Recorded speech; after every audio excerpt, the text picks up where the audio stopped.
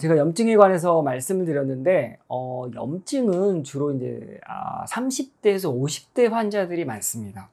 30대에서 50대 환자들이 아무래도 사회생활도 하고 또 앉아있는 시간도 많고 그러다 보니까, 또 하나는 제가 보기에는 그 라이프 스타일의 변화?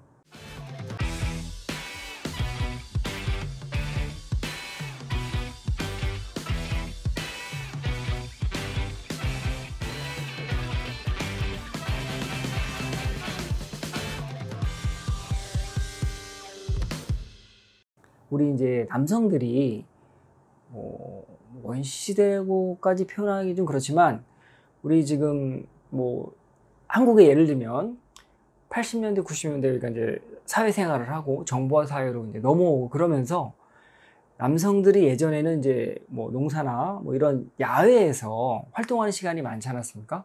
주로 이제 그때는 주로 서서 뭔가 이제 몸을 쓰는 일을 많이 했었는데, 이게 자꾸 현대인들이 이런 컴퓨터라든지 이런 기기를 이용하면서 이제 앉아있는 시간이 많아진 거죠.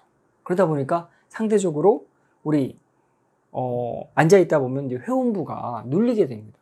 눌리게 되면 이제 순환이 잘 안 되는 거죠. 그러다 보니까 어떤 이런 사회적인 패턴에 의해서, 또는 그런 라이프 스타일에 의해서 좀 전립선 질환들이 또 많이 늘어나는 또 그런 또 계기가 되지 않느냐, 이제 그런 생각을 하고, 그런 염증들이 이제 좀 젊은 층에서 많다면, 이제 비대증이 있습니다. 비대증. 비대라는 거는, 여기 이제 보시면 아시겠지만, 요 방광 밑에 여기 이렇게 전립선이 있거든요. 이게 밤톨만하게, 한 20g 정도의 이제 그 무게를 갖고 있습니다. 근데 여기 보시면, 이게 정상인데, 이게 나이가 들수록 이게 점점 이렇게 커집니다. 나이가 들수록 이게 보통 2배, 3배, 막 이렇게 커지는데, 커지는 게 뭐가 문제가 되냐면, 여기 보면 방광 밑에서 이게 소변이 나가는 요도관이 있는데, 이게 커지면서 이게 안으로 증식이 되다 보니까 이게 좁아지는 거죠. 좁아지다 보니까 소변이 이제 시원하게 안 나오는 겁니다. 그래서 우리 50세 환자분의 50%, 60세 환자분의 60%, 70세 환자분의 70%가 이 비대증 때문에 이제 고생을 좀 하시는 거죠. 근데 이것도 한 20, 30년, 저희 이제 평균 수명이 예전에 환갑이다, 그럼 장수하셨네요. 60세를 넘기는 경우가 많지 않다 보니까, 이 전립선 비대에 대해서 크게 이제 관심을 둘 만한 상황이 아니었죠. 근데 이제 지금 평균 연령이 70은 지금 뭐라 그래야 되나요? 지금 축에도 못 끼죠. 80, 90. 막 이렇게 이제 나이가, 연세가 많아지시다 보니까, 이제 이런 비대증 증상들이 이제 사회적으로 좀 우리 삶에 영향을 많이 주는 거죠.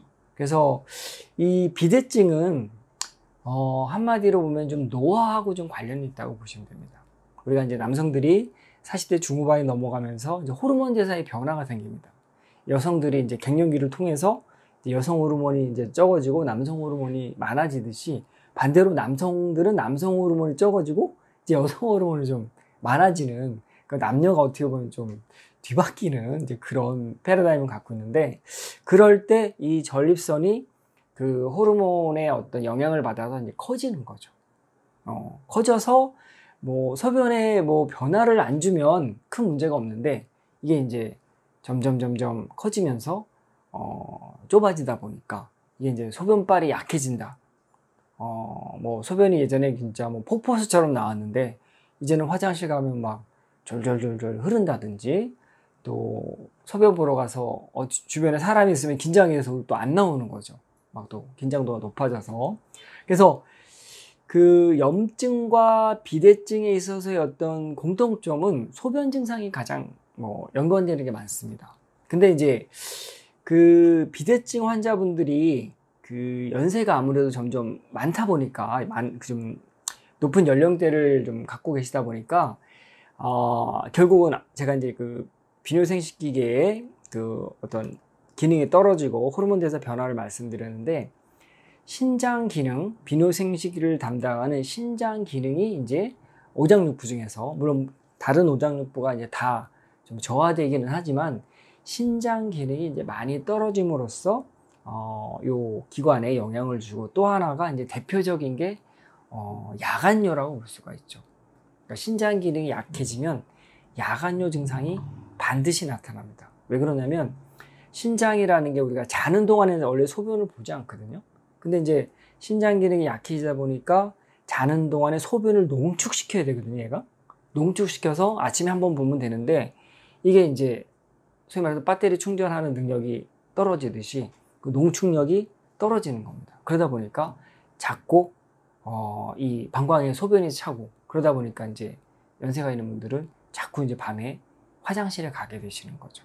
그게 이 신장 기능 비뇨생식계 저하 더불어서 비대증과 굉장히 큰 연관이 있다. 그래서 제가 한방적으로 이제 비대증 치료를 말씀을 드리면, 그 소변 줄기가 막혀서 막 이머전시로 막 응급실을 갈 정도다, 그런 분들은 저는 수술하라고 말씀드립니다.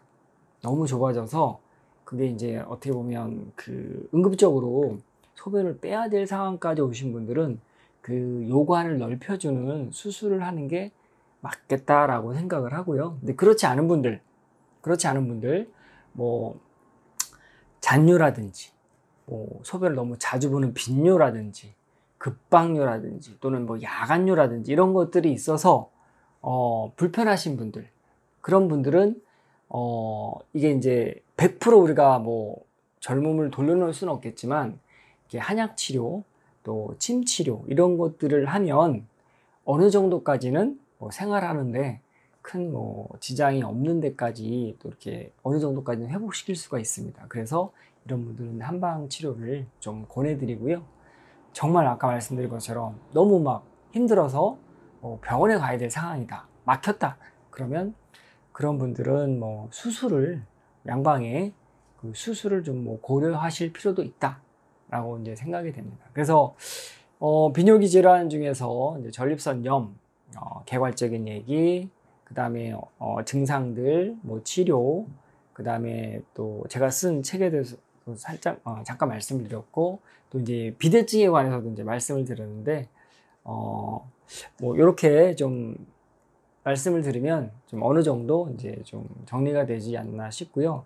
비대증 같은 경우는 치료를 하면 이제 침 치료라든지 부항 치료, 뭐 약물 치료 이런 것들로 해서 또 어느 정도 일정 수준 또 효과를 보실 수 있기 때문에 좀 도움을 좀 받으실 수 있을 것 같습니다.